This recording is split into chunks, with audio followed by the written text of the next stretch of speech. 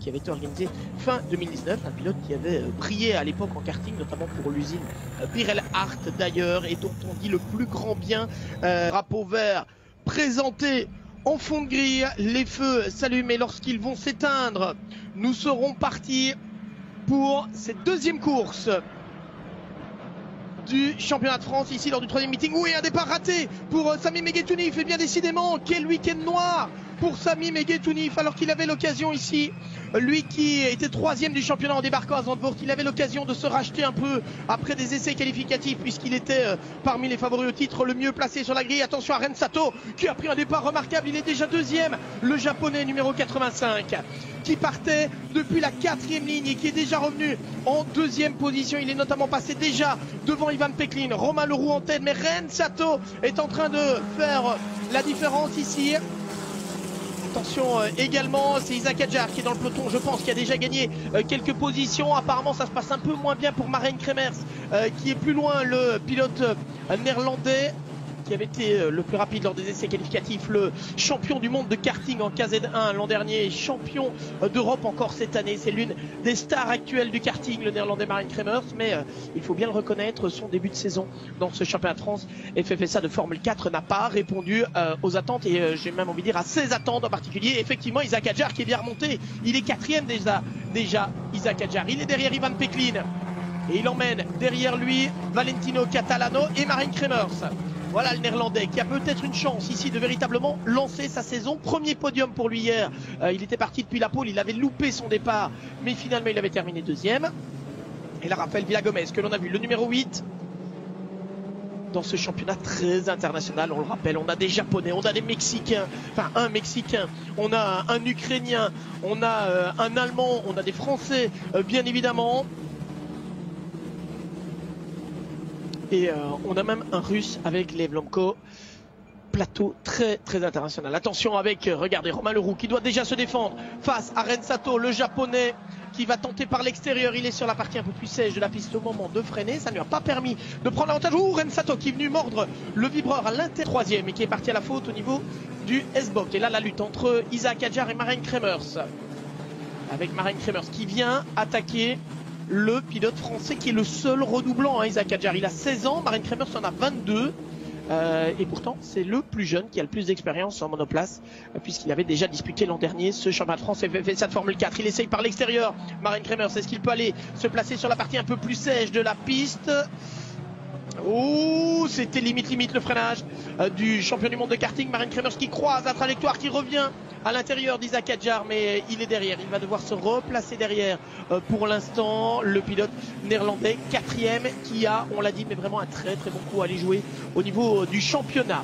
Hier, lui qui était en tête de la compétition, mais qui a dû concéder 10 points à Ayumu Iwasa, il en avait 7, d'autant que Ayumu Iwasa, lui, est en difficulté, 7ème et un pilote en tête à queue.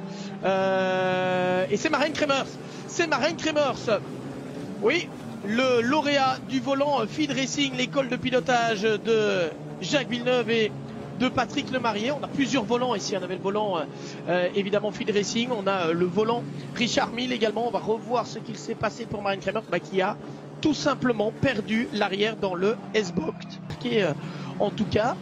Mais si ce départ est bel et bien valide, on peut dire qu'il a trouvé à la fois la motricité au moment de s'élancer et qu'il a trouvé le bon point de freinage aussi au moment d'aborder l'épingle de Tarzan. Alors, Romain Leroux, Ren Sato, Isaac Adjar groupés dans un mouchoir. Derrière, regardez la lutte avec Rafael Villagomez qui vient faire l'intérieur à Valentino Catalano ici, avant le passage par le virage de Tarzan. Tarzan Bocht, comme on l'appelle ici, et c'est passé pour Rafael Villagomez. 4ème position pour le Mexicain. Et derrière, on a Ayumu Iwasa. Attention à Valentino Catalano qui essaye qui essaye de refaire l'intérieur, mais ça n'est pas passé. Je pense que Rafael Villagomez est bel et bien passé devant cette fois.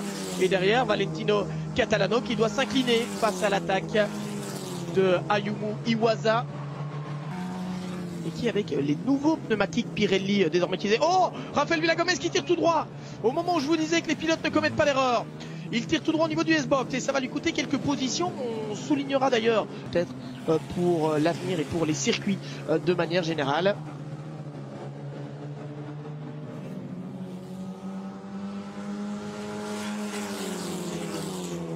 Et on va rester avec un Romain Leroux qui, ma foi, résiste pour l'instant très bien à la pression exercée derrière lui par Rensato. Attention toutefois que Rensato, il va pas pouvoir attendre très très longtemps, je pense. Tout simplement parce que derrière, on voit que Isaac Hadjar est en train de revenir. Et il revient même plutôt vite. Isaac Hadjar qui est pour l'instant le plus rapide en piste. Lui qui est un ex-kartman, hein, comme la plupart d'ailleurs. Isaac qui avait entre autres disputé le championnat de France junior de karting il y a quelques années. Avant de disputer pour la première fois le championnat de France. Et fait ça de Formule 4 l'an dernier. Attention Rensato qui attaque ici. Rensato qui a pu se placer à l'intérieur dans le S-Box, mais il va être moins bien placé dans le virage suivant. Le Kumobokt comme on l'appelle ici. Et puis il y a ce virage Harry Luyendijk qui est désormais ce banking à fond facile. Isaac Hadjar qui en profite pour venir se placer à l'intérieur de Rensato. Non, ça ne passera pas. Il peut se remettre derrière, profiter de l'aspiration, se faire tirer en quelque sorte dans la longue ligne droite direction Tarzan avec Rensato qui va essayer l'extérieur. Isaac Hadjar qui reste en embuscade derrière et qui pourrait peut-être profiter de la bagarre devant lui. Non, pas pour l'instant. On garde le même ordre, mais on sent que les débats sont en train de s'échauffer. Et c'est tant mieux pour le spectacle dans cette course 2. La pluie évidemment qui amène du sel. Dans ce cas-ci, Isaac Hadjar qui fait l'intérieur à Rensato dans le banking où on peut avoir deux trajectoires différentes. Une trajectoire basse comme celle qu'a essayé ici Isaac Hadjar ou une trajectoire haute comme celle du japonais qui a pu conserver sa deuxième position.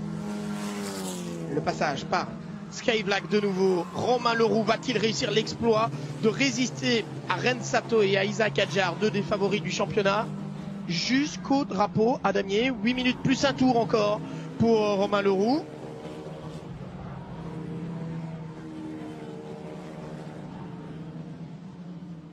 Et ces trois-là qui se sont bien échappés, on regarde derrière. Il faut attendre un petit temps effectivement avant de retrouver Ayumu Iwasa, désormais quatrième.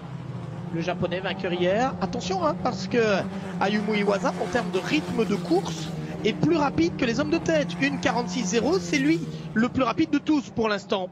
Ayumu Iwasa, ce japonais de 19 ans qui a un peu plus d'expérience quelque part que pas mal, en tout cas plus de maturité que pas mal de jeunes pilotes qui ont 15 ou 16 ans et qui sont aux avant-postes. Ayumu Iwasa qui, outre le fait qu'il est un protégé de Honda, avait remporté l'an dernier la Suzuka Racing School, là aussi un volant organisé au Japon, et c'est assez amusant de voir les Japonais de Honda qui envoient leurs pilotes se faire former ici en formation, et quelque part c'est une... Voici les avant-postes. Romain Leroux, Rensato, Isaac Hadjar, toujours le même ordre pour l'instant. Oh, et un accrochage. Ça devait mal finir. Marijn Kremers, Ivan Peklin et Daniel Ligier. Et on revoit. Ouais, tout ce que l'on peut dire, c'est que Marijn Kremers était à l'intérieur. Il y avait Daniel Ligier en sandwich. On va le revoir encore ici. Et Ivan Peklin qui était à l'extérieur de France, de Formule 4, derrière Arthur Rougier en 2017. Et quand on vous disait que l'apprentissage est dur, parfois pour les pilotes, on se souviendra que Victor Martins avait commis une erreur à Manicourt en essayant malheureusement ça n'apporte pas de points. Alors j'ai oublié un élément quand j'ai fait le calcul des points, c'est le meilleur tour en course, et dans ce cas-ci, eh bien en 1:45.921 il va revenir à Ayumu Iwasa qui aura donc 2 points d'avance.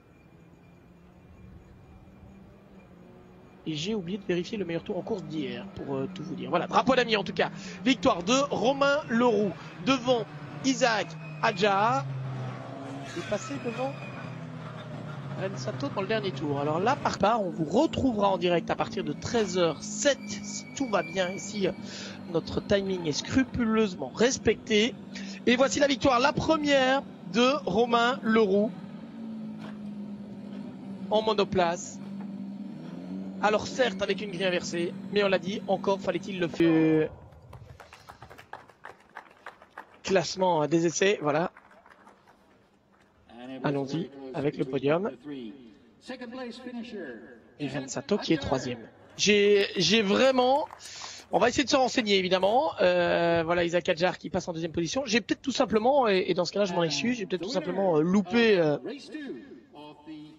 un événement, mais